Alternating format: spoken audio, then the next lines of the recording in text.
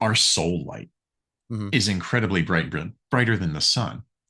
But if we're hesitant about that because we've taken on an identity based on this sack of meat Yeah. versus the soul, and we're concerned about us being seen in our ultimate power, we might just like open that lens a little bit. So you get a birthday candle flame or just a little bit of a flickering Yeah. flame.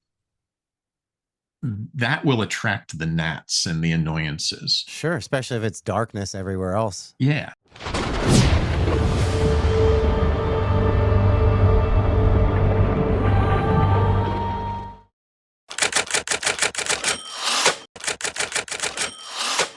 Hi, and welcome to the Kid and Friends podcast. My guest today is Daniel Olexa.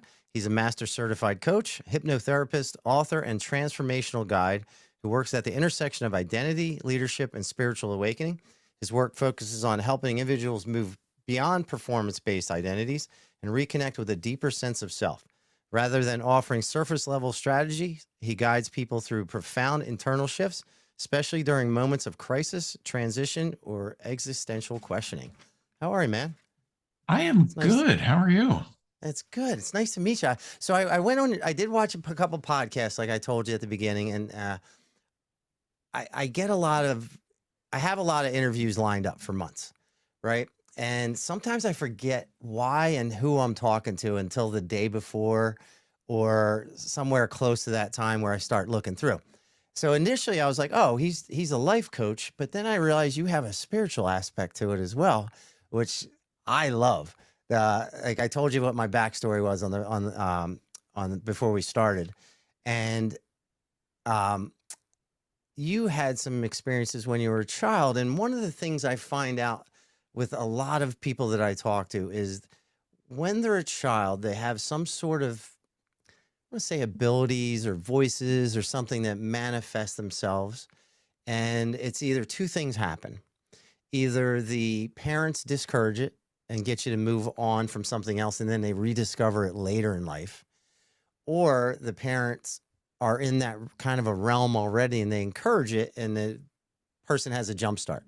Sounds like you had the first part of it where you were a child and you heard something that spoke to you profoundly, and then when you shared it, you kind of were discouraged from embracing that. Does that sound right? Oh, very much so. Because I would hear people calling my name who weren't there, Wow. and my mom at the time when I was that age was stay at home, and I'd be upstairs playing, and I'd hear this Danny run downstairs. What do you want? I didn't call you. You're constantly showing She up did. early for dinner. Yeah, and then she used to babysit for extra money for the house. And there were two kids that about my age. One went off to kindergarten and one was still a year behind, ready to go. Yeah. He's over one day. I get home from kindergarten. We're upstairs getting ready to go do something. We both hear it. We Oh, run he heard it too. downstairs. Yeah, like, what you want? Like, I didn't call you. Like, he heard it too. I have proof this time. Wow. But they were really interesting, and like they recognized there was, do we swear here or not? You can say whatever the fuck you want. Oh, oh, awesome. They knew there was shit that went on in that house because stuff would move, stuff would disappear. You would sit something down, you'd come back for it, it wasn't there, but 3 days later it would reappear. And we always used to blame my mom that she was going behind cleaning stuff up. She's like, I Yeah. didn't touch your shit. Was it an um older house? Like what type of house was it? Older house. It was probably built in the late 1800s, early Oh, 1900s. okay. So So it that's a had house some with some history. history. Yeah. Yeah. And I found one day that I was digging, just playing around in the backyard because we had a big open field before the mall got built near us. And I found a Civil War bullet. So So there was a you lot were of out in activity. Potts. Was this in Pottstown at the time? Yeah. So you're out Yeah. by King of Prussia and Valley Forge National Yeah. A Park. little So bit, you're, a little right, bit further west, but but general area. a lot of military travel through the area back in the day. Yep. Okay. Yep.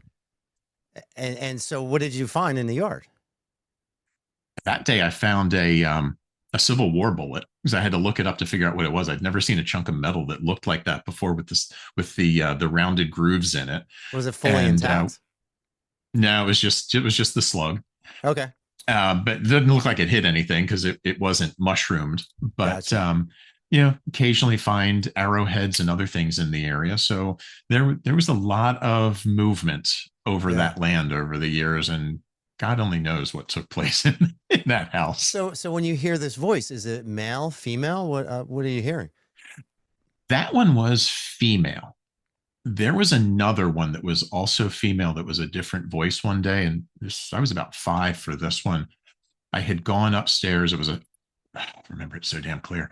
It was a summer afternoon, and I had gone upstairs. The second floor was laid out, and it was a bizarre layout. Yeah. But I'm in my room, and it was right after 4th of July, because the local fire department had their fair 4th of July weekend. And my sister had the balloons that you used to get that were on like balsa wood sticks. And Yeah. she Yeah. had a couple of those in her room. And as I'm in my room, one of those balloons pops, which that's enough of a shock. Like, wasn't expecting that noise. Sure. And then behind it, I hear this cackling laugh, like a stereotypical witch, like that. Wow. And I'm like, get me out of here. And I bolted for the You run. steps. I ran. I got to the very top step, and it was like I had run a rubber band to its extension. And I swear I was like the cartoon rabbit just spinning its feet. Wow. Was it And I pulling you remember back? yeah, it had something had me right here. And I reached out, grabbed the banister, and when my hand touched the wood of the banister, I was down those steps and out the door. And like, I am never going back in that house again. Wow. It's interesting when you have an experience like that. Like where I live in Bucks County is Langhorne, Pennsylvania, and it's a very historical area as well. And they do Mhm. haunted house tours during the fall. And there's a farm that's not far from here where people were murdered. And my buddy, when I was in grade school, his family was renting it. And we were hanging out in the basement. And it's summertime. There's no fire in the furnace or anything, and the furnace door bursts open and then shuts. And we're in the middle of playing Dungeons and Dragons, and we got outside so fast. I've never gone back in the house. I drive by it all the time. I know exactly what it is. A couple weeks ago, I had a Heyoka on my show, which is a traditional American shaman, American Indian shaman. Ooh. While we're talking, he's like, "Do you realize there's orbs flying near you?" And we got one on video coming right out of the picture up here on the wall, right into my back in the middle of it, like plain as day. And I was like, oh crap. And then when my kids were small, my boys, they shared a room. Their bedroom, they both recall me walking into the room. One of them recalls, they're both looking at me at the same time. One of them recalls me making a right, going into the closet and never coming out. One watched me make a left and walk through the window on the second floor and never come back. And they spent the night like just scared to death. My 21-year-old son still keeps his closet door shut at night, and he's done jujitsu since he was a little kid. So there's no reason for him to be really scared. But I've had incidences like that happen to me my entire life.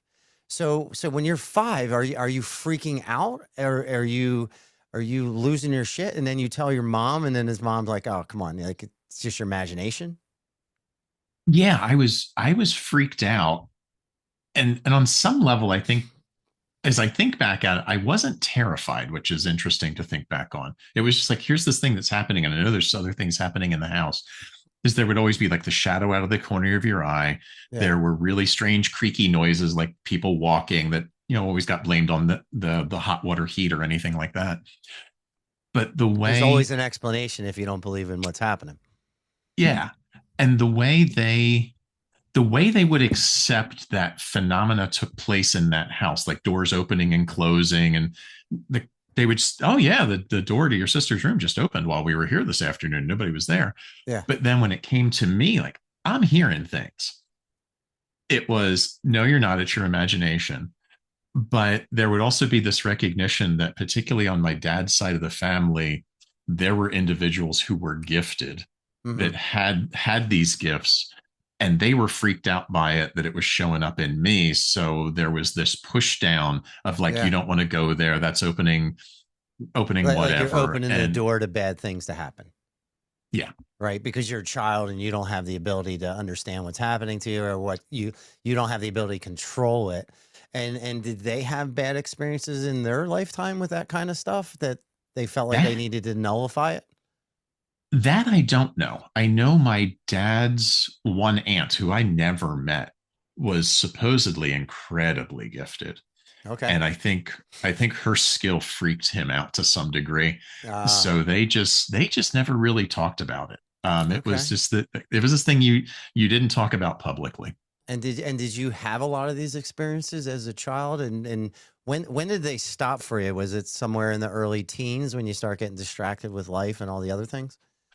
Yeah, they paused for quite a while, and I think some of it was I shut it down because I Yeah. was, hearing it, and then it's just if you tell kids at school, I hear voices at home, you're They're gonna look at you a little automatically like funny. you're a freak.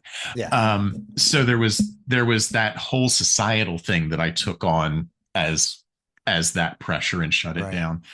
But then over the years, as I'd open up to it again, what tended to happen is I would be on this path of spiritual awakening, of doing it, reconnecting to it. Yeah. And what I would wind up doing is, as soon as I opened up a little bit, it was just enough of a flickering flame of my light that what I drew were the vampires and the moths and all the Oh, okay. annoyances to drain my energy. Yeah. And so I would just shut down again quickly. And for a long time, that was the roller coaster that I lived. And do you When know, I lived did you ever in, figure out why the negative energy was letting itself in? yeah, it took me about 50 years and I finally Okay. figured it out. And I think this is true. I think this is true for everybody who has this type of light, that we Yeah. will go through this. And if you think about our soul light Hmm. is incredibly bright, brighter than the sun. But if we're hesitant about that because we've taken on an identity based on this sack of meat Yeah. versus the soul, and we're concerned about us being seen in our ultimate power, we might just like open that lens a little bit. So you get a birthday candle flame or just a little bit of a flickering Yeah. flame. That will attract the gnats and the annoyances. Sure. Especially if it's darkness everywhere else. Yeah. If we open up fully to it, vampires run from the fucking sun. Yeah. And that's the ownership of it. Like they'll come to a candle flame, they'll come to the little lantern on the door, Right. but they will run from the sun. And what I finally figured out was just open it up and let it Just be. swing the doors open and let everything in that needs to be there and let everything out that needs to go. Mm-hmm. So as you're going through all these things as a child, does it affect you during high school at all, college, uh, early Yeah, I think. adulthood? Do you kind of forget about it because it sounds like life takes over, and Mm-hmm. I think we're somewhere around the same age where as a kid, the Generation X was, grow up, get a job, have a family, nothing about exploring yourself as a human. Mm-hmm. Life advice from parents at that time was just awful because their job in their mind is just to keep you from dying. Like, okay, you Mm-hmm. survive today, we'll start again tomorrow. Like, I don't remember any deep conversations with my dad or my mom or anything like that. But if you were to tell people back in the day, like, "Hey, I'm having all these things," like people would have looked at you like you're a little kooky, right? And Yeah. and so you grow up and you follow the advice that your parents tell you, like basics, go get a good job, but nothing about chasing your dreams, nothing about anything like that. It's support yourself, have a family, and live a completely regular life. And there's Yep. so many people that are our age or in our age group that suddenly right now they're like, what the fuck did I do to my life? Right. Mm-hmm. So you, if I got this right, you started working for a couple different family businesses. That And was later. Yeah, that was a okay. bit later, but yeah, the journey was along the way. Yeah. Well, take me from like right when you're early adulthood and like, is it doing those things we just talked about and chasing the quote unquote American dream? It And was. yeah, Yeah, because that's what I learned. I Both of my parents grew up during the Depression, and so their formative years are during the time of the most lack this country has ever seen, and a good bit of the world as well. yeah, And so here I am in the late 60s, early 70s, experiencing their still lingering sense of lack of, Mm. don't throw that away, you might need it. It's so hard to come by a dollar. Every time you get a dollar, somebody's there to take it away, and there's never enough to go around, and all this litany of Did they bullshit. live their lives in survival mode? Yep. Okay. I didn't know that. I didn't know that then. I know it now. Sure. Yeah, it was constant struggle. And when you didn't realize that, what was your thought process? Was it like, hey, I need to be like them and do the same? That's a really interesting question, because I don't I don't know that I thought that far ahead as the counterpoint. Yeah. There was something in me that said it doesn't have to be this way, but that voice wasn't super loud, maybe because of what I had learned to tune down. Yeah. That's more the intuitive, higher Right. connected voice You that turn says the there are no volume down to problems. one and the Yeah. TV's on, but you can't hear it really.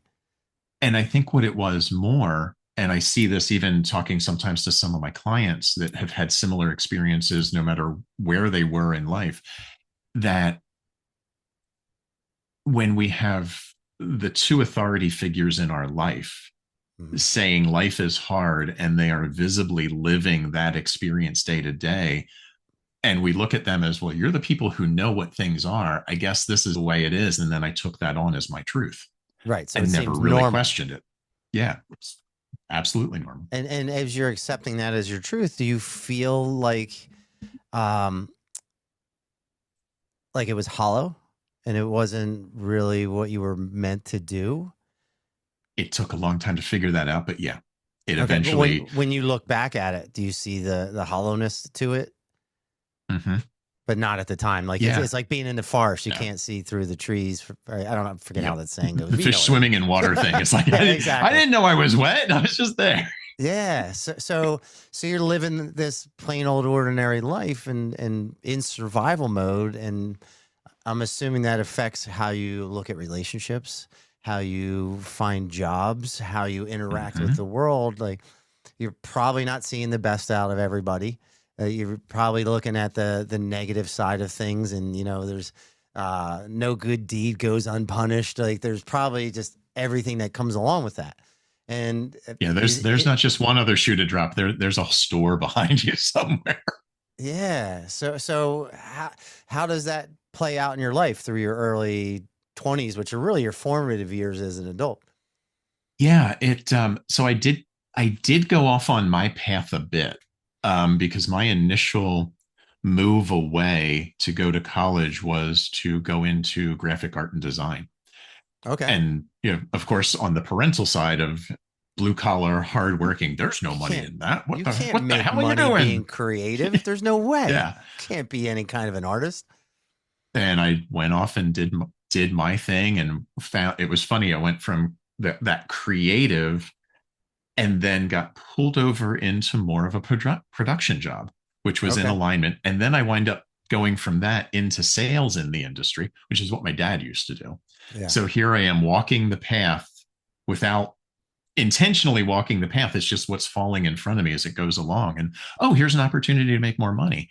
Yeah. And the interesting blend of it was, I've always had this interest in personal fulfillment and like personal growth and Mhm. self-help.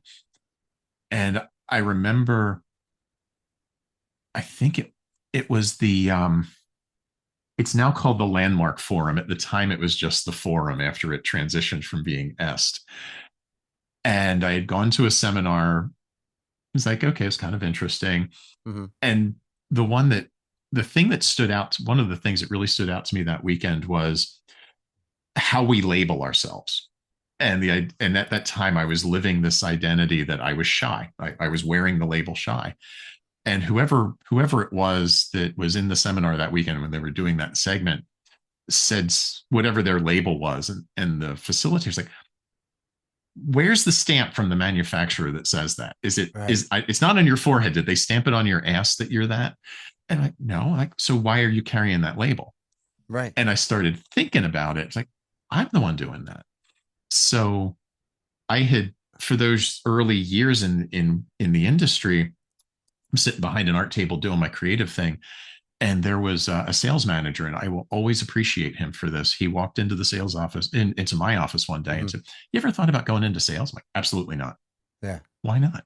Because I hate salespeople. Because you're He's the like, shy guy. and yeah, he's like, and that's why I want you, because you know what you're talking about, and you can do. And he's like, you don't owe me anything. Just think about it. Yeah. So I thought about it for a couple of days. I'm like, if the biggest challenge I could take on for myself would be to force myself to be outgoing, and they're going to pay me to do it. Okay, why not? That's not bad, right? And so it's like I went out and took my lumps and found a rhythm, and things worked out. And being a good salesman is not always about just selling stuff, which a lot of people think that's what it is. I have a $7 million territory for my day job. I was the number one guy on my team last year, and I don't feel like a salesman a lot of the times. I feel like a partner with a lot of my customers. And, you create those relationships, and it's hard to be shy when you have those relationships, right? Because I don't know what you were selling, but I sell commercial flooring in my day job, but I deal with like all union contractors. So it's the same 30 accounts every year for the last like 17, 18 years, 20 years I've been with my company, but the same accounts I've had this long, and it's about the relationship at that point. And there's no way to be shy once you create those relationships, right? So you start talking to these guys, and was it the same customers all the time? Was it new sales?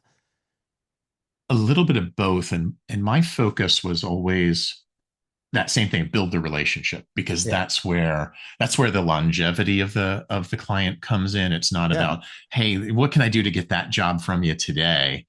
And you turn into commodity of price or service. That, well, service can be a little bit more resource. Yeah. And I always fostered relationships, even if we couldn't, at any of the companies, if we couldn't do it, and I didn't feel good about the partners that we might outsource it to, I'm like, no, just go direct. You're going to have a much better experience. Yeah. It relieved me of the headache, and it gave them the step. And they appreciate your honesty. I wound up with more business because of it. Yeah. So how long did it take you to go from the shy guy to the sales professional? Was it a course of months? Was it a year or two? Because it was probably about a year. Okay. So you're out hitting bricks every day and getting comfortable with who you actually are versus the shy label that you applied to yourself. And was the shy label put on you by friends and family or relatives and not by you, and you just owned it once that happened? Or was that something you applied to yourself because it was a good way to not interact with people?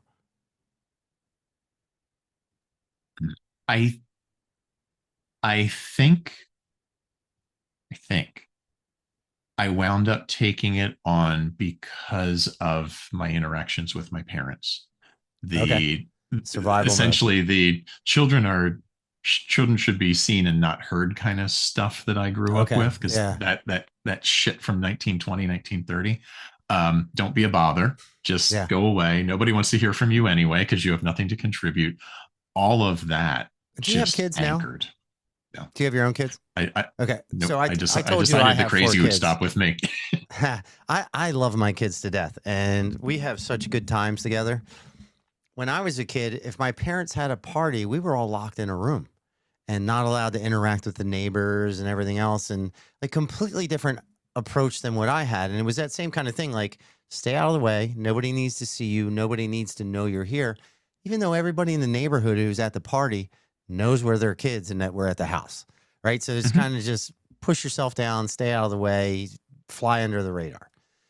So once you hit sales, do you start to round this corner on who you are? And are you aware that you're not the shy guy anymore? Or was that something that was kind of subliminal? It came forward, and I started living into that newer identity more of, I can be outgoing. I have value. And conversations came much easier then, and meeting people came much easier, because I wouldn't go out to a bar on a Friday night with a sketchbook and sit at a table sketching away, hoping that somebody would find me very interesting and wondering what I was doing. Like, nobody ever did. No. So as you're doing this, does it still feel hollow, or does it feel like, do you feel successful? Because a lot of people wrap their identities in the external parts of who they are, not, and they don't look inward. It's Mhm. what everyone else perceives I am determines my level of success. Yep. And I think that was the beginning of the real me coming forward, Okay. not the one who was the mask of stay hidden. That Yeah. was what I learned. The be more outgoing and connect with people, because as I've continued on this journey over many, it's all about relationship and connection. It's an interesting theme that runs through. And I think that was the first wave of me really getting out of the learned identity and being more of who I am. Okay. And does as you're living this new career with this new persona, do you hit a point where it feels like it's not fulfilling? Oh yeah. Yeah. Didn't take long. No. Um, But you stay Went with it through, for did a a few while, right? different. Yeah, I was in that industry for 8 years at that point, Okay. and was just like, I'm not happy. I've done different things in it, and I was looking to make a move, and decided just based on what I was seeing at the time, I had to go back to school Hmm. to complete my bachelor's. I was working with an associate at the time, and just threw everything to the wind and went back, got my bachelor's at Millersville, was going to do a complete change of life. And then printing called me back. I was like, oh, wait, money. Yes. I Yeah. just incurred a lot of debt, and wound up going back into printing sales at a very high end, which is what took me to Kansas City. And that's where life really opened up and changed. Well, it's interesting too. Like I had a conversation. My daughter, she's 18. She just started a job with like Nordstrom Rack, Mm-hmm. and she told them at the interview and on her application, I can't work Sundays.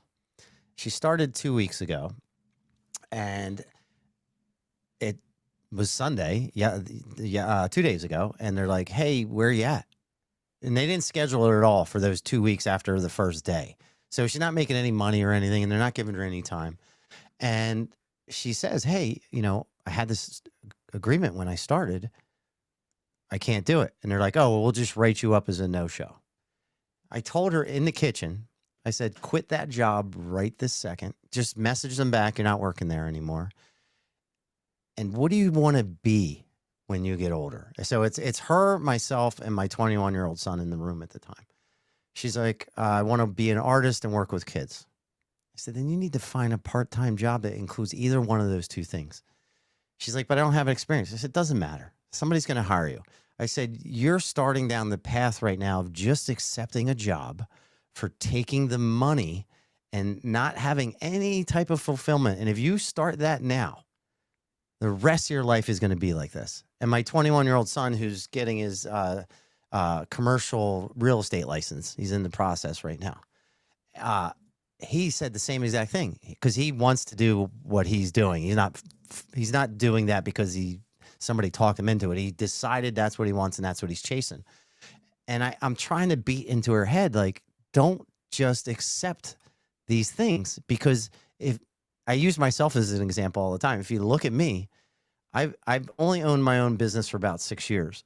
The other 49 years of my life were shit with as far as employment. Like I've been with my company, my day job for 20 years and I make a really good money, and that's the only reason I don't leave.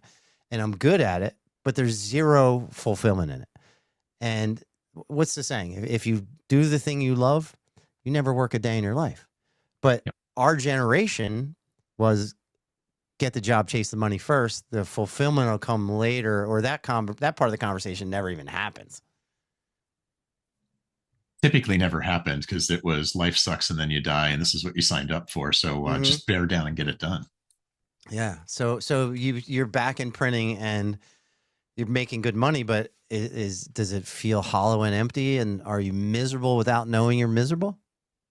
Yep. For a long time, it was that way. There would be the peaks of, oh, it's a really good month. Oh, and then the valley of despair of, this is Well, a rough one. sales, you're only as good as your last month, Yep. which is the worst part. Like you Yeah. could be the best guy on the planet and have a shit month the following month, and then everybody doesn't care. Yeah. And what it came down to is I eventually, that last run that you mentioned earlier, I worked for 3 different family-owned companies, and my joke right now is that I had the wrong last name at every one of them. Yeah, And because you're not a family particularly, member. particularly the last one, they had brought me in to diversify their client base. And they were a fellow, they had been one of my suppliers at the previous company. I was sending them $1 million a year in packaging work. We were suppliers for Hallmark. And I came on board with them. And it was one of those weird things. I saw the system immediately, like how things move through the shop and what it was going to take to get something different through. Yeah. And I had to become a control freak to get it done. And I was the most successful sales rep they ever had in their history outside of a family member. And I was constantly told I was doing it wrong. They're like, oh, you should be out knocking on doors and talking to people. Like, that is a waste of my time. How does that feel when you're being successful and and the reason I ask, because with my company, they don't acknowledge anyone's successes. Yeah. We used to do like yearly award meetings every year. Mm-hmm. And I've won Salesman of the Year a few years, and they stopped doing them when COVID hit. And we were in a meeting a few weeks ago. I'm like, can we just go back to acknowledging when somebody does a good job? And they were all like, wow, we didn't realize we don't do that anymore.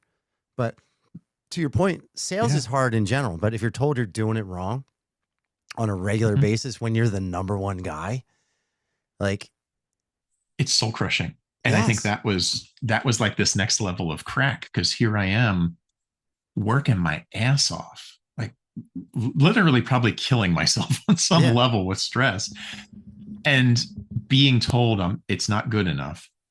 And at the time also married in a relationship, in a marriage that's slowly falling apart, that eventually went to separation and divorce. So I'm sitting there, this is like 2012, 2013, asking myself, what does this all mean? Because I'm miserable. Yeah. And I don't see a way out of any of it. Yet there's something in me that keeps whispering life can be better. And that's when I connected with a hypnotherapist in Kansas City to get my mojo back. And we did a handful of sessions together, and it really helped realign me. And then I started paying attention to the little signs, because now instead of hearing them, I was seeing them. You start seeing them everywhere, right? Like have you ever done a construction job or had something done at your house, right? Yep. And you have an issue, and you mark it with a piece of blue tape, right? And if the guy who's the construction guy comes out the next day, he's only going to see that one piece of tape, and he's going to fix it. You're going to be out because you didn't notice everything else. But if you sit there and this guy's not coming out for 2 weeks, there's tape everywhere, right? You're finding every little spot, and you're finding, you're realizing that now that your eyes are open, you're seeing all these blue tape marks everywhere, because the signs are there, and now you see them, where in the past, like you were probably accepting it, whatever, looking past. But once your eyes are open, you can't unsee any of these things anymore. And I'll tell you how I describe it. I say this almost every podcast. Do you remember Spencer's in the mall? Oh yeah. Remember the digital posters that you would just stare at that were just pixels, and you were like, I don't fucking see anything. And then you relax your eyes, and next thing you know, you see the ship up in the corner, you see the lighthouse over here, and you always know where they're at after that.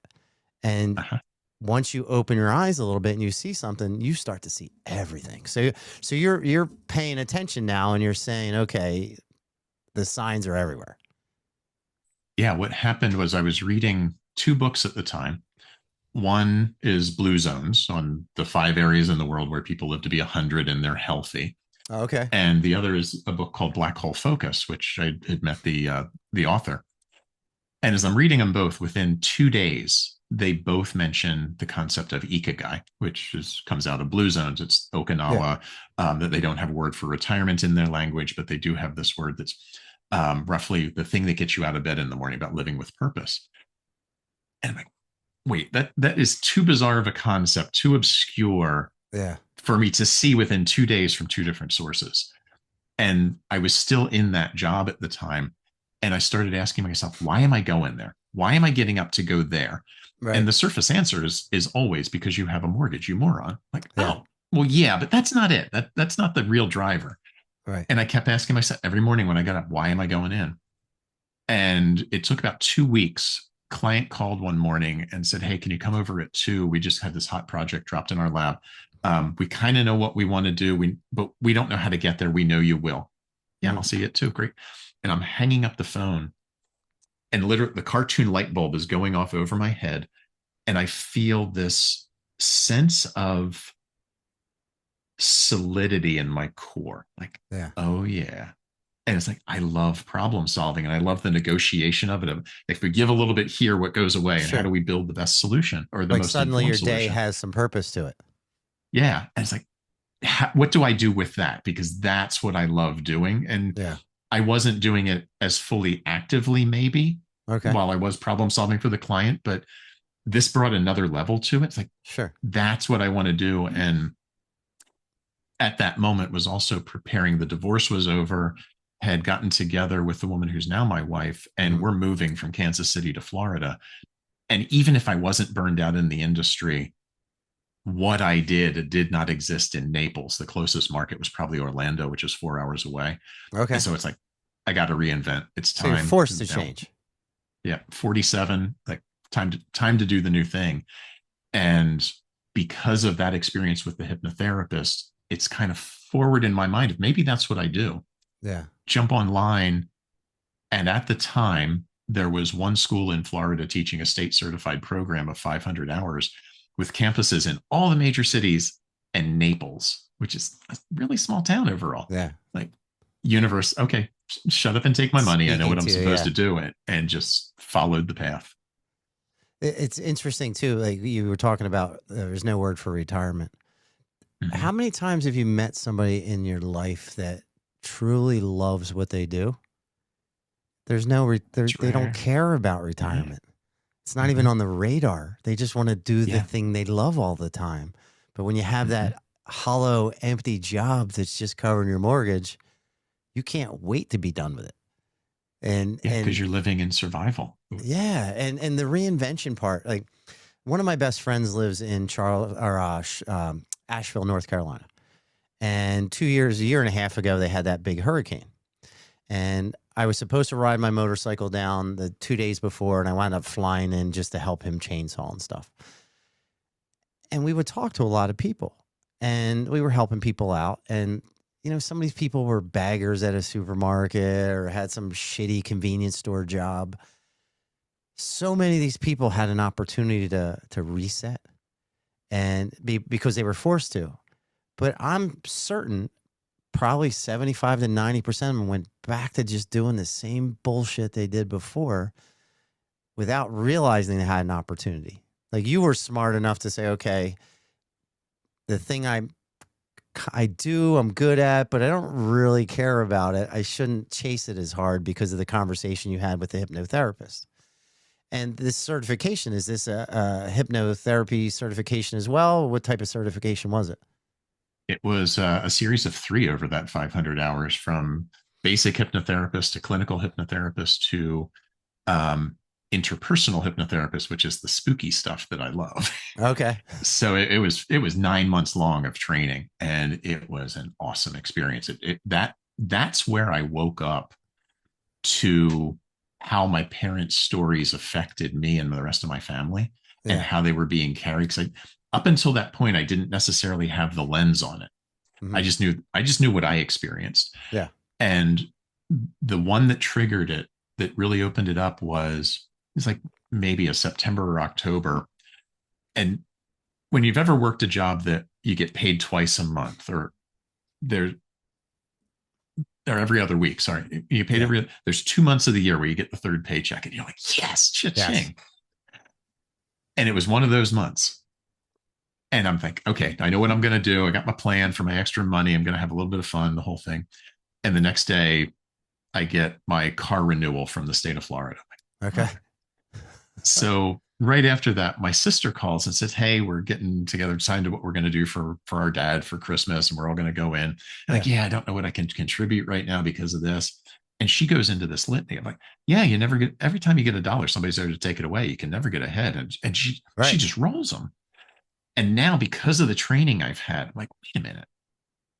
you can't be saying the same words that are in my head in the same order with the same inflection and the same cadence unless we learned them from the same people. Yes. And that means they're not mine. And it's time for them to go away. Or someone else's thoughts. I took them on as mine because I lived them as though they were the truth from these two individuals who Yeah. were my figures of authority. Like, this must be what it is. Is that like a brick to the side of the head when you have that realization? Oh man, it was so freeing. It was incredible. It's interesting too, because when, like, sometimes when I'm yelling at my kids, right, I hear my dad's voice and it comes out of me, right? Like it's those things because it's ingrained in who you are. And we don't realize it when it's happening, but you wind up taking on the thought processes of the others that are around you. Yeah. And when you're and it's a perspective sometimes, right? Like, for example, like my grandfather passed a little bit over 10 years ago. And a couple of years before he died, he started giving us like pretty good sized checks, like a couple $1,000s each time. And the very last one he gave me was for $2,000, which I was excited about. I had all kinds of ideas. My wife was planning on taking it from me at the time. Like, we're still married, but she had plans for it. But the very next day, our hot water heat, it was a hot water. I think it was a hot water heater cost $2,000. And initially I was like, oh, this sucks. I'm going to lose my $2,000. But then I changed my perspective and said, hey, you know what? The universe gave me this $2,000 just so I would have it so I can fix this heater that's going to go. And it was a mind shift for me where I prior to that, I didn't have the ability to look at both sides of things. And for whatever reason, it was a download into my head said, no, this is the right thing just happened to you because this is going to happen. And so when you're getting that check, you have all these ideas like how I'm going to spend it. I'm going to do vacation, whatever you plan on doing. Do you have that epiphany when you're talking to your sister? Like, oh no, this is here so I can do these things. It was within a short period of time I had exactly the same epiphany that if we live in a kind, loving universe and it knows infinitely more than any of us individuals do, that it was gifting that money ahead of time so we would be prepared. Yeah. Yet our learned identity that lives in survival mode and everything else sees the windfall and then sees it drawn away. And because of our negativity bias as human beings, we see that drawn away. Like, I lost it rather than it was gifted to me so I wouldn't fall farther in the hole. You see the synchronicity in it. Yep. Like last Saturday, I had 5 distinct synchronicities in one day where I caught every one of them. One of them was I was riding in the car and I was going down to Philly to University of Pennsylvania to coach some of my guys on my team. And I was talking to my buddy who was riding with me. He's like, "Yeah, whatever happened to Carolina? She lives in California. She used to be one of our training partners." While he says it, phone rings and it's her calling from California. Then later in the day, one of the guys who used to be on my team, he left about 2 years ago. He's been in, I think, 7 or 8 tournaments since then. We haven't seen him. He's at the tournament. He's lost every match he's had. He's like, "I have no one here with me. Can you coach me?" I'm like, "Yes, I can coach you." He wins, right? Because we were there to be his coach that day. One of the guys, the guy that I rode down with the night before, he brought one of his friends that trains at another gym to my gym. I taught a technique that guy used to win his division that this guy had never seen before. He trained it with me for one night and he wound up winning it. And it's such a flashy judo throw that the whole crowd went, "Oh," like they just cheered. The guy who I coached had a giant cut on his hand. I'm like, "You need to clean that off before something bad happens." And I'm like, "You need a handy wipe." And right at his feet, a handy wipe, like just out of nowhere, like just shit like that. And so I start paying attention a little more, things like that. And you're starting to see them as well. And you're having this mind shift. Does your sister, do you pull her into that shift as well? Or do you even have that conversation? I don't even have the conversation because what I've noticed is it tended not to land or it tended not to stick. You can offer it. Right. And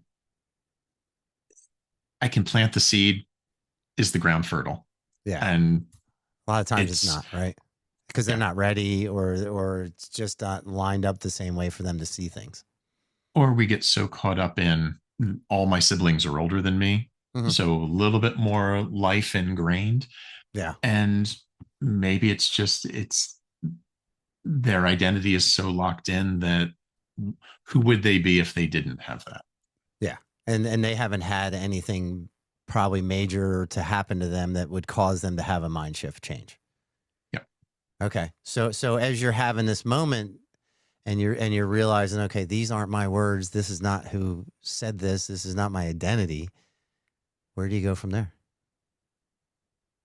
That's when I really get into the manifesting work and studying new thought and the idea that our perceptions are creating our reality. Mm, Because am I living somebody else's life and story? yeah. Or do I shake that and start living my own? And do you find with what you do that a lot of people are living someone else's story? Yeah. Right? Like they're especially if they're our generation where their parents had a certain way of teaching and showing their love. A lot of these people, that the thing that they thrive on is the successes, all the external stuff. And I treat people like Dungeons and Dragons characters, right? Like you have a certain number of points when you roll the dice. You got to put them into certain things. And a lot of people would put them into success or whatever categories fall into that. And they don't put any points into some of the other stuff, right? So they're very dominant in certain areas. And I would think when people show up to you, they're probably that way, right? They're dominant in certain areas and they're lacking in something else. And sometimes what I find when I'm having conversations is that the people that are lacking those things, they don't realize they're lacking them, or they haven't identified the true thing that's causing all their grief, right? They think it's one thing, it's not, it's something else, but it's related or something like that. So you're seeing this shift where people are living these other lives based on, I guess, life experiences. And are you graduated from that third level of the training at that point, the spiritual side of it? Okay. Oh yeah. So you're starting to connect everything. Are you coaching at this point yet? Not yet. I added that later because once I opened up the hypnotherapy practice, Hmm. what I found very quickly was whether I was out at a professional networking or if my wife and I were out just casually meeting people and somebody asked, so what do you do? Oh, I'm a hypnotherapist. There was one of two reactions with no gray area. It was either the coolest thing ever or it was, oh, you're going to make me dance like a chicken when you shake Yeah. my hand. Make me bark like a dog. That's bullshit. But Yeah. so I moved into adding coaching, at which I wound up doing more of, but coming back more to the hypnotherapy side of it. Because I'm finding as I reconnect more to the spiritual work, Hmm. that's where the magic happens of letting the subconscious reconnect. Part of my training in the hypnotherapy was the concept. It was at least an introduction. It wasn't taught as a this is a way it is. It Yeah. was taught as here's a perception. Take what you want, leave what you don't. That in transpersonal work that we are God or the universe or source Hmm. experiencing incarnation. So if that's the case, that means I'm open to all pure potential. Yeah. And you're in And control of it's everything. it's like whatever this learned identity is the one that takes over driving the car and the soul winds up sitting in the back. Yeah. But when we slow down and tap into it, all that wisdom comes forward and all this learned facade turns into, yeah, it's there in the car with us, but it's not taking control and choosing the speed and the direction. So how do you move from the part where you're just coaching to this more spiritual side of it? Is it a slow process? Do you have a particular client who you feel like you can venture down that road with because not everybody's open to it, right? Yeah. Oh, and you can't push anybody there because their belief system is their belief Yeah. system. So I've it's funny because I've always felt like I walked with one foot in each world. There's one Hmm. foot that's the very practical business side, and there's one foot that's the very spiritual woo-woo side. Yeah. And for a long time, I let this one carry this one. Oh, okay. because that same story, like that's where the money is, go there. Right.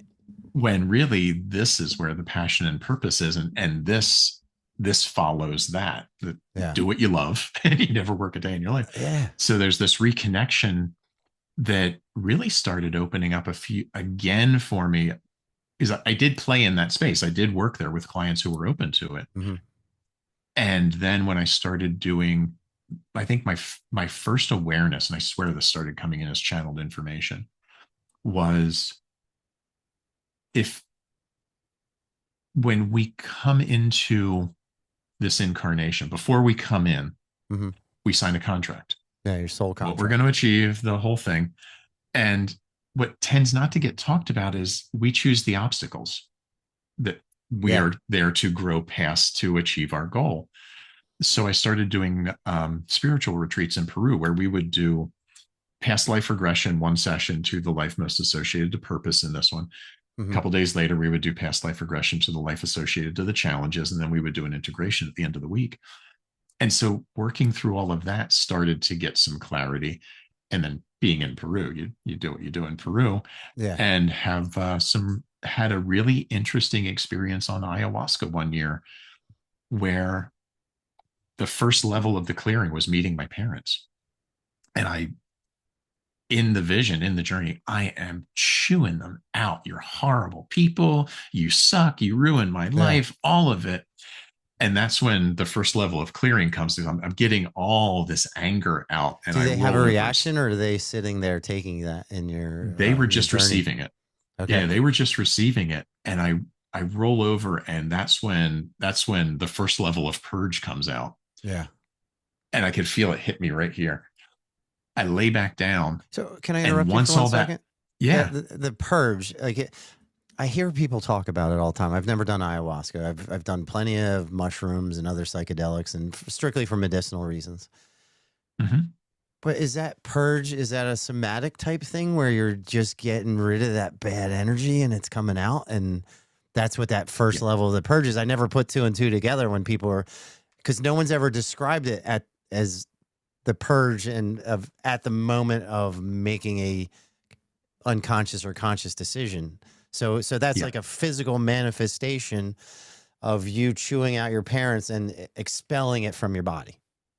Yeah, exactly.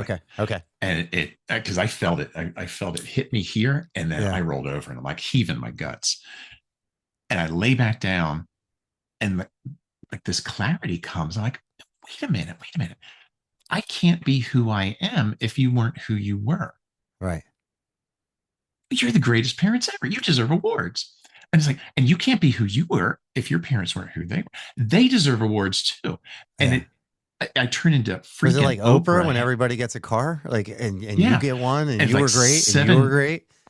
Yeah. And 7 generations back.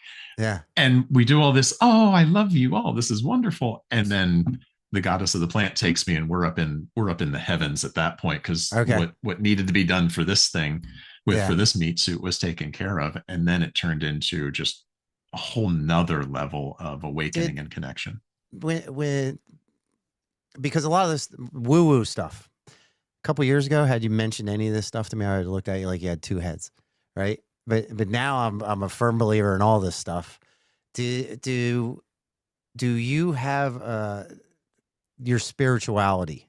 Was there much of it growing up? Like you had your moments as a child and you realized what they were, but the internal searching and realizing, because up until a couple years ago, I never knew what a soul contract was, or a soul family, or a soul mate, or a soul group, or soul purpose. Like none of that really ever made any sense to me. And only in the last couple years, like all of it makes complete sense. And I've done a past life regressions, and I did it with a woman named Faye Inger. She's out of California. She was great. And as we were doing it, everything that she was mentioning to me, I already saw in my head right before it came out of her mouth. And had you had that conversation with me years ago, I would be like, all right, come on. Right. So you're having this journey, and you're realizing that your purpose and all these things that are designed to teach you lessons you chose before entering this lifetime. And is that We hard to choose wrap your head everything. around at that moment, or is it something you're very accepting of? It makes sense. That doesn't Yeah, mean it makes it easy any day to day. sure. The challenge comes forward, but it's like it does give that ability once we get out of the reaction to come back and say, what's the other side of this? How's it serving me in all of it? How did I choose to create this Yeah. consciously or unconsciously? Because we're creating our experience. And that opened me up even more to, again, going back to the ideas of new thought and how are we creating this. Hmm. Last year I had this really interesting waking dream where I had just finished reading Thomas Troward, who is probably the father of New Thought, Hmm. wrote his stuff in like 1906. And he's in the book, he's talking about we as humans are the instrument. We're not the creator, but the instrument always tries to create. The creator is the creator. Yeah. Like, that's an interesting thought. Never put it together that way. That night, I have this dream where I'm looking at this neon jellyfish in space. And I swear I was not on anything. This was a natural lucid dream. Yeah. Um, and like, okay, that's kind of cool. Zoom in closer, see all these tendrils coming down on the jellyfish. Like, okay, Hmm. so that's the people. That's all the people on the earth. Okay, zoom in closer. And at the end of every tendril is some kind of stringed instrument, a guitar, a violin, a cello. Okay. All right, well, okay, that's a really weird shift in the metaphor, but all right. And then zoom in a little closer, and every single one of them has a capo on the neck, Or what? a capo to change the key. Oh, okay. And I'm like, well, what's that about? And it hits me when the instrument tries to be the creator, it changes the tune Hmm. of the harmony that's supposed to be flowing through it. And maybe there's some of that is my physical attunement. And Sure. maybe it's this thing getting in the way, just the same way the ego gets into the way of the soul expression, because we learn to live in survival mode and all of Yeah. that. And that's been a really intriguing lens. That how do I tune back to that? How do I stay in connection with the pure and just kind of let this thing, it never goes away, but how can I park it for a little bit? Yeah. Where And you can be in the meditation. presence of it more often, Yeah. for longer. Right. And it's Mm-hmm. interesting that you say that it was jellyfish, because like I told you, I microdose. I'm a weed guy. I don't drink at all. But last few times I've microdosed, I'm in bed, my eyes closed, and I watch a lot of like Animal Planet and stuff like that. And the reason I do it is because when I was young, my grandfather, we'd go to my grandparents' house for dinner every Sunday. My grandfather would stay in his bedroom and he would either watch NASCAR or Mutual of Omaha Wild Planet. And if you wanted to hang out with him, you had to hang out in the room. So I would always watch Mutual of Omaha with him. But while I was in this moment, jellyfish. Every time for like last 5 or 6 times, but they're not the jellyfish that you see towards the surface, like the man of war and all those other ones. It's the deep sea ones that have the phosphorescence, that have the glowing, Yeah. and I'll see them, and Exactly. I've never thought to zoom in on them. I get caught watching them, and like my eyes are closed, and I can literally just look around and see everything. And like if I turn, you can see I hit my camera. If I change my perspective and I change where my eyes are inside my head, I can change what I'm looking at, and the things stay Mm-hmm. exactly where they were. And I think next time I have that experience, I'm gonna try to get a little closer, because it's never I, occurred to me like get closer. Like I just watch uh, from afar yeah. and I admire it when it's happening. So you're having this moment of, I guess, would you say it was clarity, or how would you describe it? Clarity, awakening, remembering, maybe Okay. from in an observer state. Yeah. And it just made sense, which was really, it aligned to everything that particularly over the past 2 years is becoming more and more and more clear to me. Hmm. That when we talk about internal conflict, and there's so many models out there of essentially a divided self, and I'm talking about parts work, not not like dissociative identity disorder, not Okay. divergent parts, but parts like when you say, part of me wants to do this and part of me wants to do that. And there's Yeah. this tug of war. Part of me wants to go to the party and part of me wants to stay home. So these parts, no matter how many there are in the model, whether it's we're Hmm. talking Eric Burns' transactional analysis with the inner parent, inner child, and inner adult, if we're talking positive intelligence, which has 11 saboteurs and a judge, or we're talking internal family systems, which has firefighters and managers and other things. Yeah. Doesn't matter how many parts there are in the model, there is always one that is the all knowing, calm, unflappable, connected, resourceful self. Mm. And in every model, the way we tap into it is to slow down, Okay. go into meditation, breathe. In one training I was through, you could either do it with kinesthetic slowdown, it like Yeah. focusing your conscious mind either kinesthetically, auditorily, or with vision, Do you know and you what just mudras are? yeah. Okay. Like you're doing the thing with the hands, which is part of Mm-hmm. the mudra system. And when we overload this, the wisdom just kind of comes up and we suddenly just know, like, and that's the way that I coach. If somebody comes in and they're in an activated state, Hmm. the first thing is, one, I don't tell them they need to calm down because they might not need to in that moment. But Right. if they're looking for the resourcefulness, well, we will eventually get to a place where they come to, I just need to take a breath. And when they Yeah. give themselves the permission to do that, we come into this place of a much deeper connection of what's really going on. It's like so many of us get cut off right here Yeah. because we learn and we think this is the thing that's controlling our life, when really all the wisdom is from here down in our Yeah. embodiment. Well, it's interesting that you say that too. Like we were talking about martial arts before we actually started recording.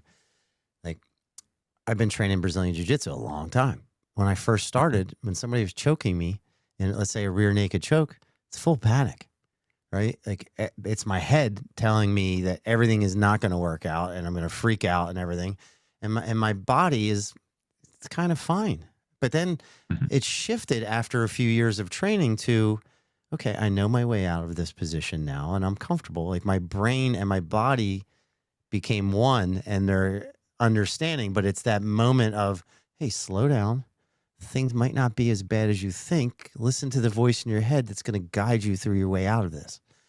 And that comes with experience and time and practice. And when you see somebody who's all amped up with whatever's going on in their life and everything above the shoulders is doing all the thinking, it's hard to wrap your head around, right? It's a lot of chaos. There's a lot going Yeah. on. And when you can get them to calm down and let the whole body take over, is that a tough thing to teach people? Is it something they're very accepting of, or does it take a certain type of person to understand it?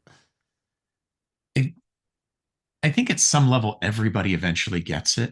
Hmm. And when I'm in a teaching mode, I'll teach it. When I'm in a coaching mode, working with the other, what the way that I view the individual in front of me is they are the expert in their life. Yeah. I might have observations that I can share, but it doesn't make them truth for them. It's like, you know, if you've been living, can we look at it a different way and gain a new Yeah. perspective? I'm not imposing anything. Right. You know how to So use all the tools. I'm just coaching you yeah, on which one to use at any particular time. yeah. And so the thing that I have that I suddenly was reminded of early on as I moved into the coaching side of it. Hmm. If I'm going to sit in this chair and say that you're the expert in your life, I have to honor that. So it's not about me giving you direction or Right. anything else. You're the expert. Let's get that out. And no matter how much stress and strife and anything else that's going on with somebody, they could Hmm. feel like they are just completely unworthy. If they made the phone call, made the contact, and showed up at the door, They're in charge. there is a part of them that's saying it's possible. Yeah. That's the part I really want to awaken and nurture. It's like the good wolf, bad wolf thing. Which one wins? The one you Right, but feed. it's So we, totally counterproductive to like sales, right? yeah, Because you're not trying to sell them something; they're coming in asking for something from you. yeah. So it all becomes which version. I don't know that I've ever said it this way to a client, but which version of you walked in today? If Yeah. they go in, if they come in that lower state of everything's a struggle and strife, well, if that's true, who brought you here today? Yeah. Why, Bob? Why be here? Because there must be something down here that has enough of a pull to overcome the life is shit to Yeah. say life can be better, life is possible. And that was me at 38. But that's how I approach Brazilian Jiu-Jitsu, right? People will come in the door. I've owned my gym for 6 years. The name of my gym, by the way, is Good Vibes Brazilian Jiu-Jitsu. And we got the shaka as the logo. It's just an unusual name. Everybody remembers it. But the hardest belt to earn in Brazilian Jiu-Jitsu is not a black belt. It's the white belt. Because you have to be brave enough to come through the door and talk to a bunch of strangers and start training with people you've never met before, doing something you don't understand, and you know you're going to be on the tail end of every bad thing that happens for a while. And for me, like, when that's usually one of the conversations I'll have with people is like, hey, you already did the hard part, man. That's the hardest part of doing any of this. You walked in the door. And for you to be able to place that at somebody's feet where, okay, they understand now, oh, maybe I am in control of what's about to happen to me because I've made these decisions, whether I'm consciously aware of them or not consciously aware of it. And you're going to, when you present that to them, do they immediately have a shift in their mindset? Like, oh, maybe I can do this. There's at least a crack. Yeah. Even if it's not a full on 180, because full on 180s I found tend not to be sustainable because they're too unfamiliar.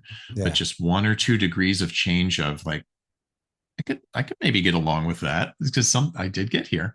Yeah. And we connect them to that hope, then we can start breaking down some of the stuff that's getting in the way to where they want to go.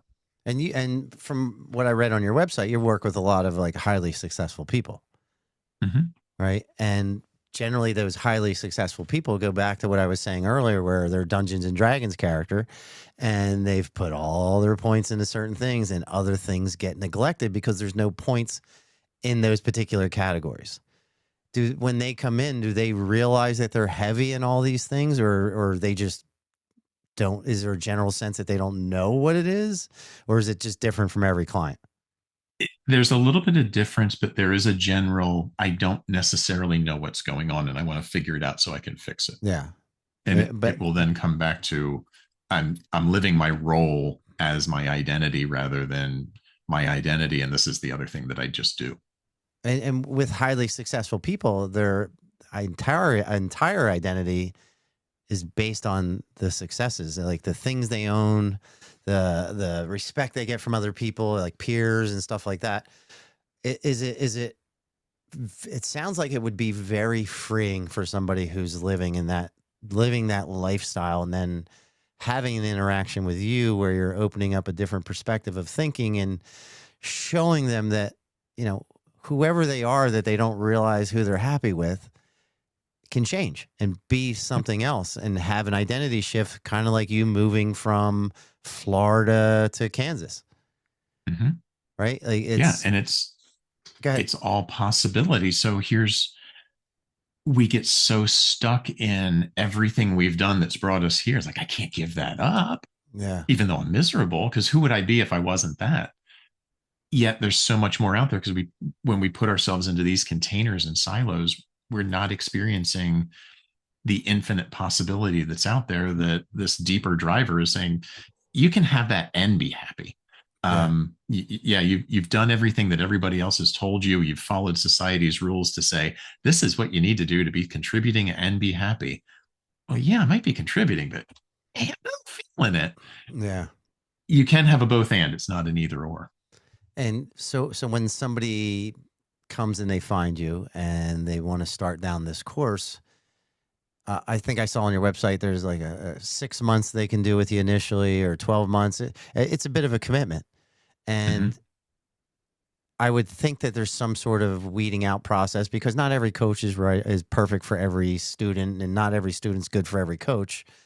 How do you sort through the folks that are coming to you to figure out if you can truly help them or not? Because I would think that's based on our conversation, that's probably a big part of what you do. You don't give me the vibe that you're just going to take every client and it's a one size fits all for everybody. You need a certain type of client who is looking for help, maybe not sure what that may be, but they trust you enough and you feel like you can connect with them. Is it hard to figure that out? And was it always hard? And have you gotten better at it? Oh, I've gotten better at it. When I Yeah. first started out, there's always that I'll take anybody I can get just to get Yeah. some practice. So we go through that phase, and then we start to learn like, that wasn't so much of a fit. I need to filter that out. And a few years back came to the first idea that price becomes the first filtration. Yeah. There's a reason it's there. And one is it's to filter out the looky-loos, to use a real estate term. And then it's also to find those who are truly committed to doing the work. Yeah. Once we've passed that hurdle and we have a conversation, then it's about just getting a feel of each other. Do we vibe well? And do we have that chemistry? Because ultimately, like you said, not everybody vibes with everybody else. We know that just from life. And when coming into this work, the work of any giving profession, whether it's coaching, hypnotherapy, therapist, counselor, any of it, the real work gets done in rapport between the provider and the client. Because if they don't trust me, they are not going to open up to do that deeper dive where this stuff is sitting. Because we can get to the doing. You can change your doing all day long. Is it going to be sustainable? Will it give you different results? Probably. But if you're not, if your thinking's not aligned to that doing, if you're not believing it's going to work, or if you're hesitant or you're not feeling it, it's not going to stick, and you're going to fall back into the familiar. So to make those changes, we really have to get into those underlying beliefs and challenge the ones that are not serving the future growth. Don't necessarily know that I need to know where they're coming from, or the client does. Just here's where they are. Right. If you can get on the same frequency and move forward. Yeah. And it's interesting that you use the financial part as a filter. And I'll tell you why. I have had 15 motorcycles over the course of my life. At the end of 2024, I bought a brand new Harley Street Glide. It's like a $35,000 motorcycle. And I put $10,000 cash on it. 9 years ago, somebody dropped me on my neck training, and I blew out 3 discs and had thought about getting stem cells for years. The cost of stem cells, about $10,000. But some reason I found it more important to put the $10,000 on the motorcycle versus my own well-being.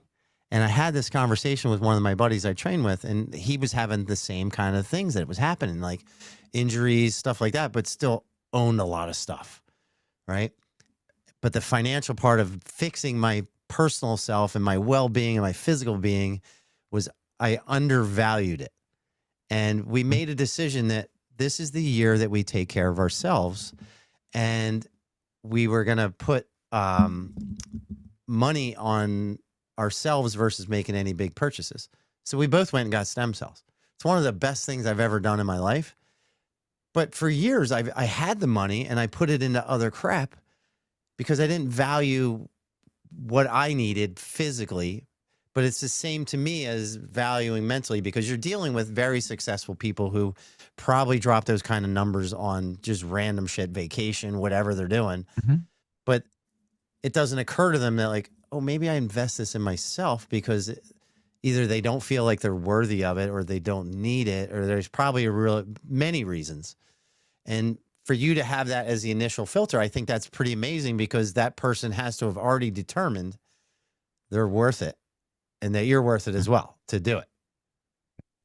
And it's funny you brought forward the idea of worthiness and deserving, because over the years of working with individuals at all different levels, both the level of conversation and level of, society, if I was to boil the work that I do and the core challenge that presents itself down to one idea, it comes down to the individual thinks they are not worthy and not deserving of whatever good things can happen for them. Because we've been trained that you have to, if something good happens, you can't brag about it. If something good happens, there's going to be a reckoning. That other shoe is going to drop. That we don't live in a loving universe. There is always some payback coming. Yeah. So and does that go back to this idea of in transpersonal work that here's this all, and there was a part that looked away because it wanted to have a different experience, and it feels Hmm. shame to be reconnected even though it never separated. It's a really Yeah. heady conversation to have. Yet is that what all of this earthly experience is about? We can have a really spooky conversation on it. At the end of the day, it's how is that showing up in the individual in front of me? If we Yeah. never even go there, they're just knowing I don't feel like I deserve that. Yeah. And it's tough for a lot of people to realize that. And like most people don't realize that they're their own biggest enemy a lot of the times. Like whether it's Mm-hmm. fear holding them back or shame, like you're talking about. I have a cousin who's on my jujitsu team. He signed up for a tournament about 5 months ago. Everybody showed up at the tournament that day. We had like 10 people competing. He was the only one that didn't show up. Didn't say anything, nothing. And he hasn't been back to train since then because he's ashamed of what everybody thinks about him for not showing up. Reality, nobody gives a fuck. Nobody cares. Nobody's going to remember. And in his mind, he's not worthy to come back. And I had the conversation. I'm like, nobody cares. Just come back. And he's like, really? I said, yeah, nobody cares. But we put Mm-hmm. these things in our own heads that get in our way from growth or changing certain behaviors or doing whatever. So when somebody comes and finds you, like, and they're working with you for 6 or 12 months or whatever the time frame is it, what initial steps do you walk them through? Is it like are you sitting there? Because it sounds very interpersonal. Are you sitting one on one and just trying to get a feel of who they are and the kind of life they lived before meeting you? Um, I don't care about the life they lived before. Okay. And that might sound a little strange, No, I but love when it. we look at it, that's done. You're not Yeah. going to fucking change it. You can't go back. You can change your ideas about it. Sure. You can't change the events. So we're here now. What do you create moving forward? And if in those conversations something boils up from the past where I don't know that I can because of something that happened back here, like, Yeah. okay, that happened then. Why is it important for you to remember that moment now? Yeah. Bring it here One of my and favorite keep sayings creating is forward. you can't drive forward looking in the rearview mirror. Yep. Right. And a lot of people, they don't realize that the things that happened to them may have affected them or their personality or whatever it is, but you can't go back and fix it. You can only move forward. Yeah. And Yep.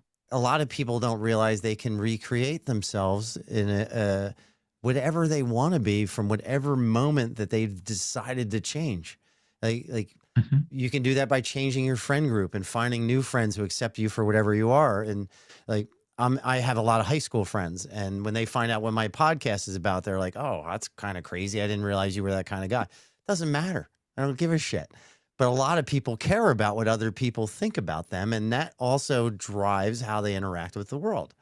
So I love the fact that you just said, "I don't give a shit who and what you were before you are here." Is the question, what do you want to be after this? Or what is it the question, or what you want to be or who you want to be? Is there something specific that you're asking them and driving towards? It will depend on the person in front of me whether I go to the being question first, Okay. because most individuals are going to be in the doing first. Like, I want Yeah. to do something different. Things have to change. So it's all outward. It's all external. Yeah, because that's what we're familiar with. We can touch that. Hmm. So, what is it you want to achieve? What do you want to get out of our work together? What do you want to create? And then that becomes the gap that eventually turns into who do you have to be and how do we help you create that being so that you can do that? Because what's the book? What got you here won't get you there. Yeah. Everything that you've done that's gotten you here, some will help you on this journey, and others are going to be lead weights. Yeah. And that's the stuff we have to let go. You have to That shed it. it feels like baggage, but at the same time, it strengthens your legs carrying it that long. That once you shed it, you're going to move that much fucking faster. It's like wearing a rucksack. Mm-hmm. And I love that idea too. There's a Weight Watchers saying that I love too, but I've never been in Weight Watchers. But the saying is, if you always do what you always did, you're always going to get what you always got. Mhm. And a lot of people want change, but they don't change their behaviors, and they continue to do the same and they get the same results. Where, Yep. where especially if we're talking about external stuff, it's the internal work that's really hard when you have to look in the mirror and say, all right, who is this person?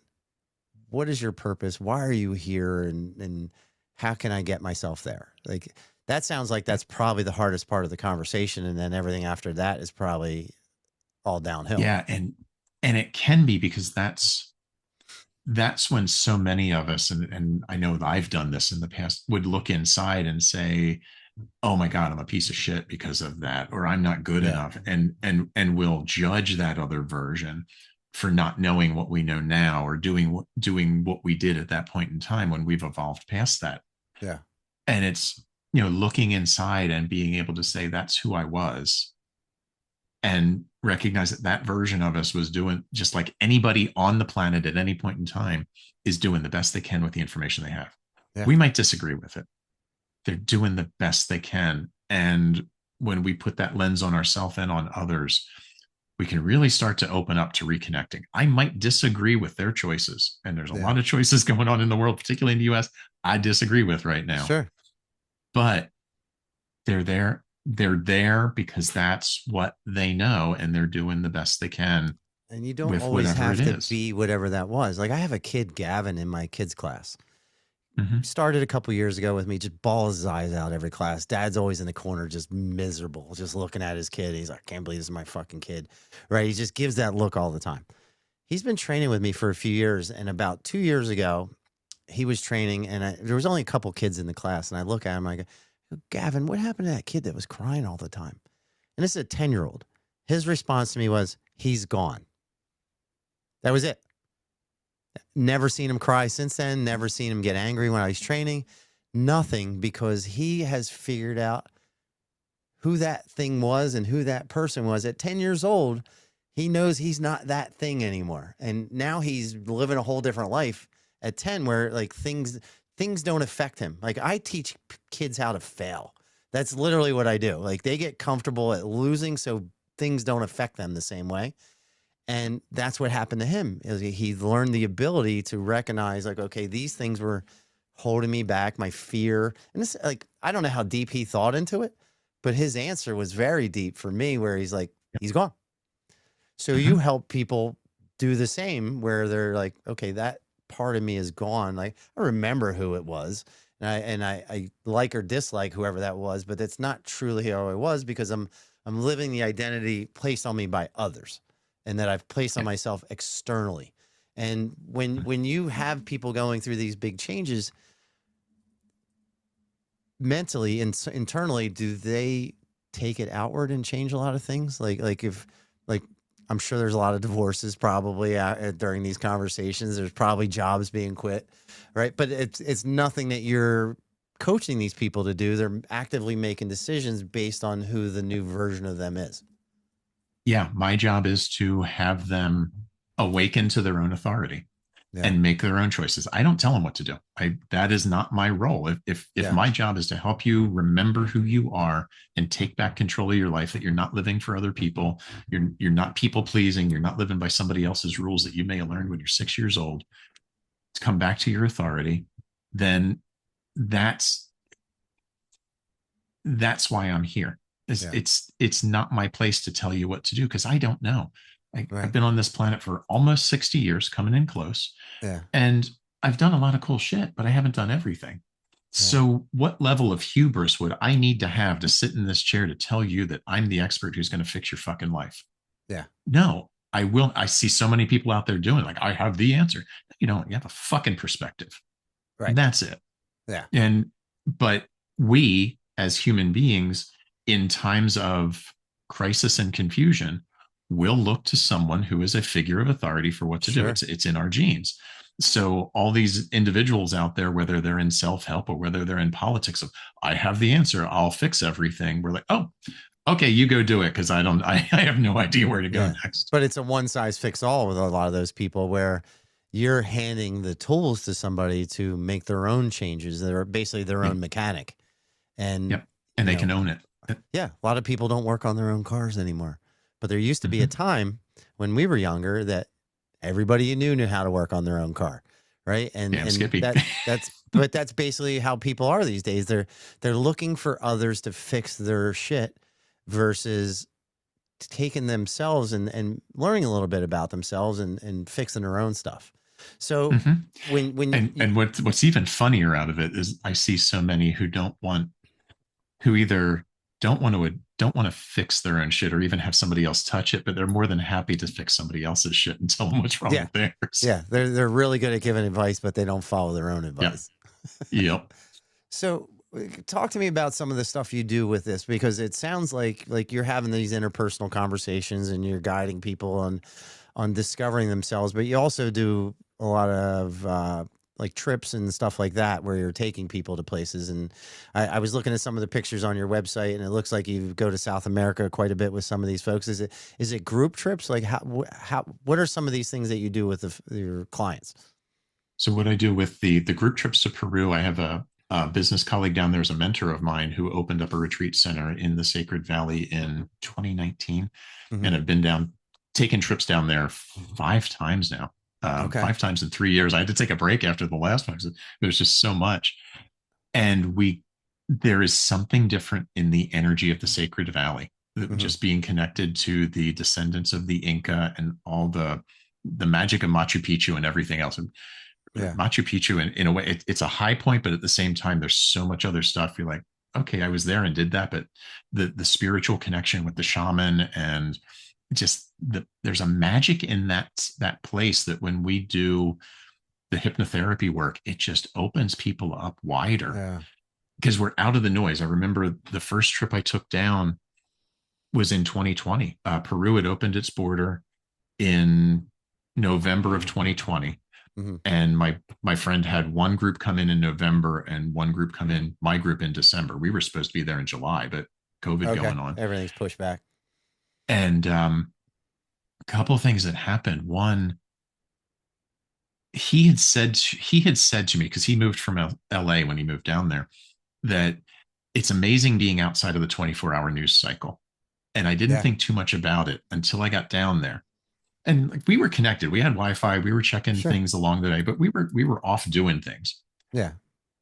You were in the moment. Flying back, yeah, and flying back, woke woke up like an hour and a half, 2 hours out of LA, flying back that Sunday morning, and I just felt this wave hit me, like psychic energy I of know exactly what you're talking about. what the hell was that? Because I went from peaceful to like my skin's crawling.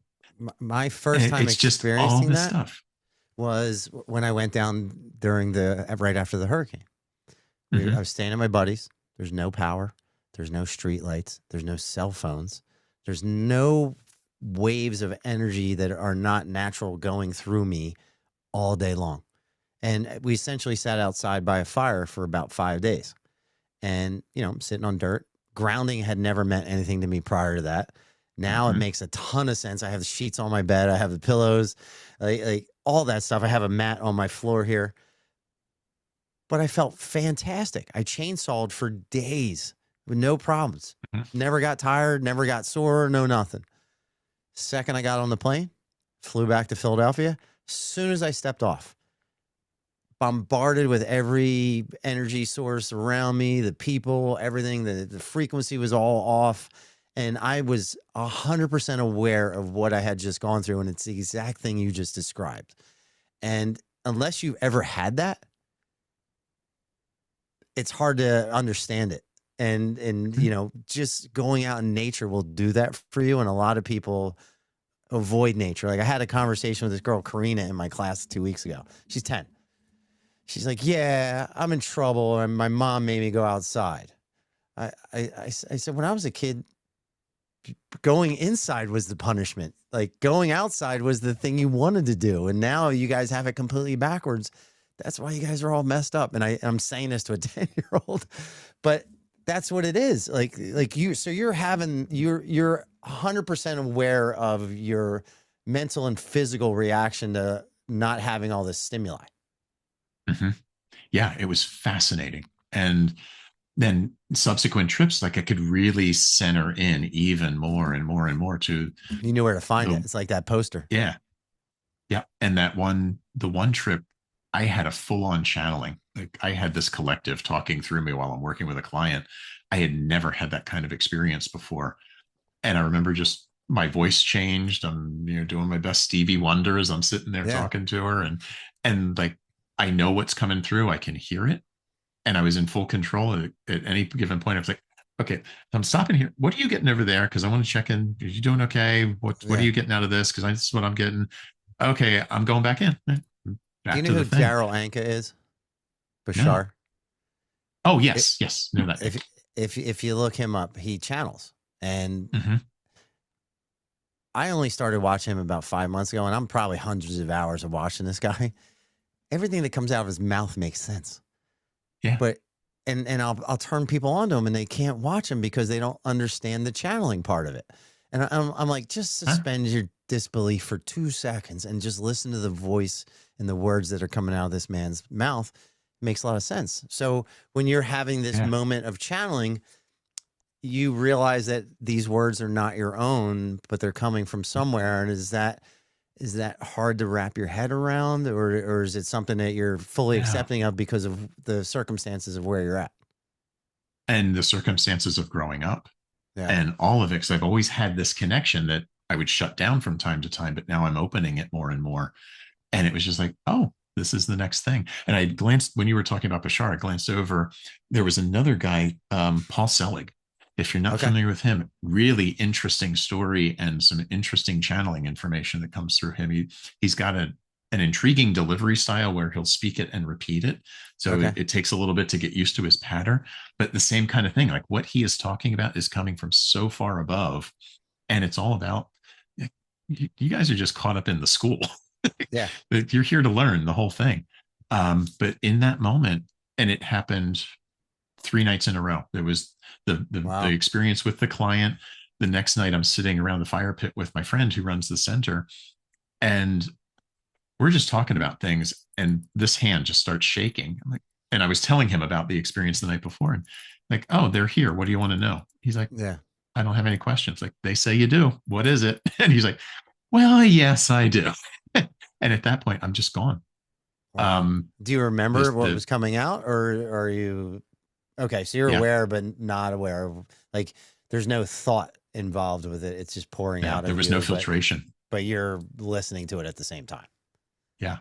And then the next night, the entire group was sitting around the fire pit for the closing ceremony. It's just like closure for the week. Yeah. And we'd started a drum circle. And my friend he starts with the heartbeat because Hmm. that's the first sound we hear is when we're in utero. Um, and he's beating that. And like 4 or 5 people have drums, and I have one. And as the rhythm gets going, I notice that I'm striking the drum harder. My beat is getting faster. Yeah. And the next thing I notice is I'm not judging it, because normally that shy person who I used to be would come from, oh, don't be the one who stands out. I'm like, Yeah. wham, wham, wham, wham, slamming this Right. thing. You're And fully in the moment. I just disappear. And I'm aware of the rhythm. I'm aware of all of it. That's all that's there. And then it slows. And Yeah. I come back to just a heartbeat. And I open my eyes and I look at my friend, and he's like, yeah. He doesn't even have his drum anymore. Somebody on this other side of the circle has it. I Yeah. have no idea what took place around me in however long I was out and in this experience, but it was pure moment and expression. Have you ever given any thought if you had never taken that first meeting with the hypnotherapist, like who and what you would Mhm. be right now? Yeah, miserable. You'd be the I'm same pretty guy, sure right?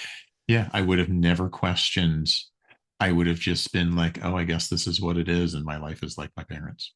And have you had any clients that have embraced it the same way you have, where they've gone the path that you've gone? Maybe not as full spiritual as I've gone, but definitely awakening to make some drastic changes in their life. Yeah. And a lot of people, when you mention the word awakening, they don't quite understand what it is. Like for me, it's a rediscovery of who I am, is what I am. And I don't know if that's the same for you. Like, what's your definition of awakening? It's a remembering. Hmm. It's funny when we think of, and I haven't made this connection until this moment. When we think about wakening from sleep, we go from what seems like a silence into a noise of the day. But this is really about waking up from the noise and coming back to the silence that's there Yeah. for us to remember. It's the complete opposite, right? Mm-hmm. And I love it. I have a Zen master on my show a few times, 3 times. Her name is Master Tick, and she's out of Texas. And her book is about awakening, and she's known as an awakened master. And I love the conversations about awakening. And for me, it's exactly what you just said, where it's shutting out the noise of the world and all the external stuff, looking inward and listening to the things I hear that are coming from me internally. And, I'm the way I think of it is I'm like a second grader in a senior gym class when I talk to a lot of folks like you, right? But I'm on my own path and I'm learning as I go. And part of that is understanding what that awakening is. And you just described it perfectly, where, you're going from the noise to the quiet. And for me, like, the closer I can get to that quiet, that feeling I had when I was in North Carolina, and the silence and the energy was different. Like, if I could get there all the time, I would. And, it's Yeah. fleeting some days, but I'm aware Mm-hmm. of it and I can find it a lot of the time. And then there's days I forget about it. And, it's like you're caught up in the moment. And I find more often when I intentionally take a minute to slow myself down and listen to that inside, it changes everything. And, I've really enjoyed every part of this conversation. Hopefully we can have another talk at some point. Um, where can people find you? What kind of services do you have, and how do they connect with you? Easiest way to find me is on the web at danielolexa.com. Okay. The services I offer are hypnotherapy, past life regression, or just the regular work. I love doing parts work, where we work with those parts that might be getting in the way and giving Yeah. them a new job. Sometimes I'll just offer it here. Sometimes it turns into entity release, which gets really interesting when somebody had something attached to them. And then I do the more traditional coaching work, but my work does bring that spiritual aspect if the Yeah. person is open to it. I can't impose it on anybody, but I It's do hard to keep find that that out of that's it. where, yeah, I find that's where my magic shines and theirs really lights up. Yeah, I love it, because the thing I love most about getting to talk to folks like you, I love people that have been on the field and played the game versus somebody who's just working through theories and book knowledge and stuff like that. So, Yeah. like, the life experience means so much more to me. So, uh, what's the website one more time? DanielOlexa.com. All right. Well, hang on one sec. I just want to finish talking to you for one sec.